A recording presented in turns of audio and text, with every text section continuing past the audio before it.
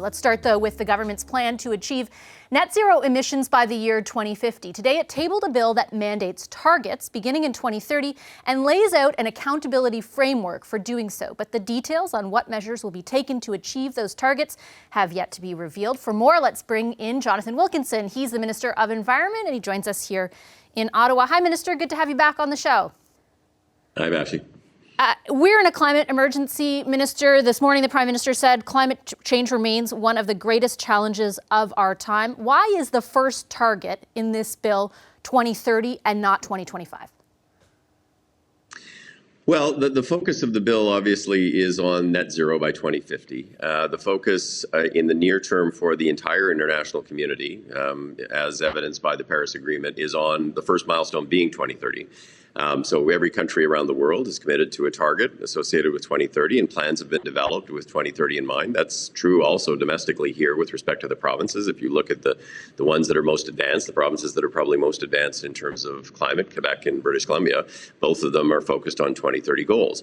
But I would say that obviously the plan to achieve and ultimately exceed the current 2030 target obviously runs through the next 10 years, and there is a process through which you can evaluate the steps that are being taken to ensure that we do exceed the target. And those include in the bill the provision that the Commissioner of Environment and Sustainable Development will do a review in 2025 with respect to the progress that's been made. That's true, but all that you laid out doesn't preclude, for example, even if the consensus is that 2030 is a milestone target, laying out earlier targets to ensure an increase in accountability. I'd point to, various environmental groups today who are happy that you introduced this kind of legislation, but each and every one of them, West Coast Environmental Law, the David Suzuki Foundation, and Greenpeace, noted and said it was a problem, the absence of a 2025 target. Well, look, I mean, we're certainly listening and open to feedback, and this will be a conversation we will be having with our counterparts in other parties. But what I would say to you is the entire international community is focused on 2030. The architecture of the plan, both domestically here in Canada and provincially here in Canada, and in countries around the world, is on 2030. You will be seeing the second part of the climate rollout here with, in the next few weeks, bringing forward our enhanced climate plan, which focuses on exceeding our current 2030 targets.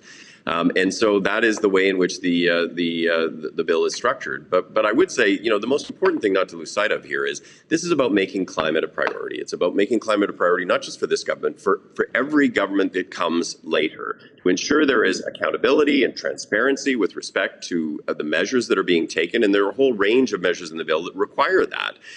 It's also about thinking about not just the environmental issues, but about the economic opportunities. We are going to be competing with many others that are pursuing the sectors of the economy that are going to grow significantly in the context of a low-carbon future. And so it's time for Canada to get going.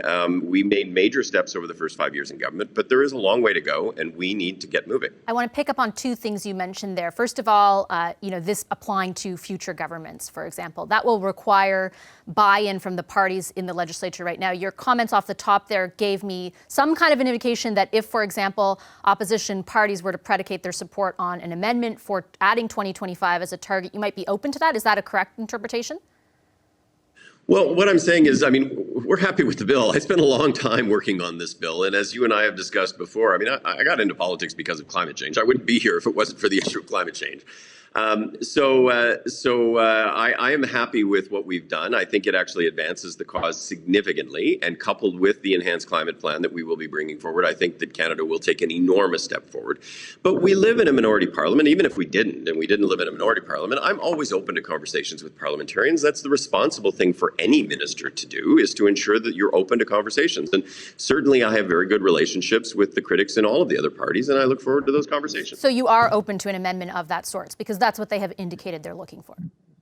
I am never closed to anything before I have a conversation. That wouldn't be prudent nor thoughtful. Okay, so you also said that the plan to get to those targets will, I just want to make sure I heard this right, laid out in the next few weeks? We will be bringing it forward in the next number of weeks. And yes. that will be in the form of legislation? Or That will be in the form of essentially an update to the existing climate plan that happens. It's not through legislation, but we will be announcing it, including all of the enhancements to the existing program that will provide visibility to Canadians about how we close the remaining gap. As you know, in the current climate plan, they identified 225 some odd megatons of reductions, but we needed 77 more to hit the 2030 goal. And we've promised to exceed it. And so what this plan will do is show how we're actually going to find those megatons, how we're going to actually go beyond the current target, and how we're going to do that in a way that actually helps us to create an economy that's going to create prosperity in the short term, but certainly over the course of the long term. As you know, I spent almost 20 years in the clean tech sector working on technologies that are relevant here. This is for me is as much about the economy as it is about the environment. They're both critical, and we need to make sure that our plan addresses both. Okay, in that vein, I do want to ask you about the accountability portion of this. That's what essentially the bill lays out, a framework for that. As you point out, Parliament's budget watchdog, and as you say, Canada so far is 77 megatons short of its 2030 goals. You said that you're going to be more aggressive in those goals. We're awaiting a plan on that. What this does is there are accountability measures. You have to table a plan about meeting targets in Parliament. You have to consult with an advisory panel. The finance minister has to submit an annual report. But there's nothing in here if those targets aren't met. And it isn't like a pie in the sky type of question. No government has met its targets so far. So while I understand that you're going to lay out a plan to do so, there's really no mechanism here for true accountability if the targets aren't met. Well, with due respect, actually, I don't agree. So before this bill was introduced and goes through the process, there's no legal obligation for any government to set a target. There's no legal obligation for any government to have a plan. There's no legal obligation for a government to report on progress. There's no legal obligation for the government to assess whether it's met its targets at the end of a milestone period. There's no provision for an independent agency like the Commissioner of the Environment to actually do an assessment. This provides a framework that provides accountability and transparency. Political parties that make promises during elections are going to have to be able to go through these steps and to be able to demonstrate that they've met their commitments or not. And ultimately, in a democratic society, the ultimate arbiter of that is the electorate. And that is exactly what this bill is intended to do, is to make that clear and transparent. We will never again have a government like Stephen Harper that set a target and had no plan. It will not happen. But we could, again, have a government like yours that sets a target and has not met it. Well, with due respect, Vashi, in the first term, we developed a plan that was by far the most aggressive of any plan the government has ever, that Canada has ever had. We never claimed that we had found all of the megatons to get to 2030. What we've said now is in the next few weeks, we will be bringing forward a plan that will show exactly how we are going to do that. Okay, Minister, I'll leave it there. I appreciate your time this evening, as always. All right, nice to talk to you. You as well. That's Jonathan Wilkinson, the Minister of Environment.